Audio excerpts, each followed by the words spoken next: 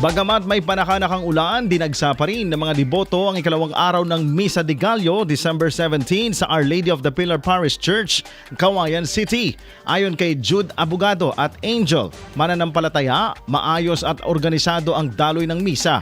Aniya, parehas silang OFW ng kanyang girlfriend na si Angel, kaya ngayon lang ulit sila nakadalo sa Misa de Gallo. Hiling ng magpartner na sana magkaroon sila ng successful marriage na gaganapin na sa Biyernes. Ayos naman, may organize naman yung system nila dito. Yung sa mga mass, nakatend. Sa barko. Parehas kami OFW kasi kami pareho. Kaya ngayon Kaya, ako. ayun lang. Pero when it comes naman po sa mga homily, naiintindihan naman po siya compare before. Magkaroon ng successful marriage. Yes, kasi kakasal na rin kami this Kasama Friday. na Kaya, I know, right? Ayon naman kay Ginang Ludivina Galano, maraming mga deboto ang dumadalo sa misa mula pa kahapon na unang gabi ng misa. Aniya, bilang isang miyembro ng church choir, nakakatuwang maglingkod sa Panginoon lalo na sa pag-awit. Dagdag pa ni Ludivina, siyam silang grupo ng choir kung saan na salitan silang aawit tuwing madaling araw at regular mass. Hiniling rin ni Ludivina na sana ay mawakasan na ang korupsyon sa buong Pilipinas.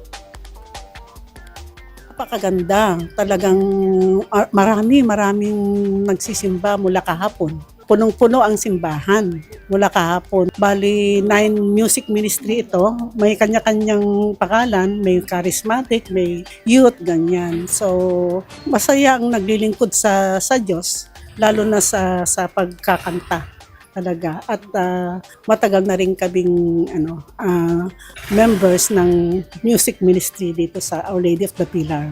Ang wish ko simple lang, good health, long life, yung families, ganyan, yung have kapayapaan ng buong Pilipinas siguro. Ang sana yung kasalukuyan na problema ng Pilipinas na lalo na sa korupsyon, sana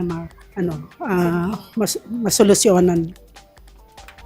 Bilang seguridad naman ay nakaantabay ang mga presensya o ang presensya ng kapulisan, Post D Cauayan, SWAT at barangay officials upang siguraduhin ang kapayapaan at kaligtasan ng mga deboto.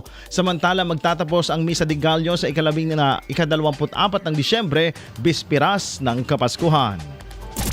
IFM News.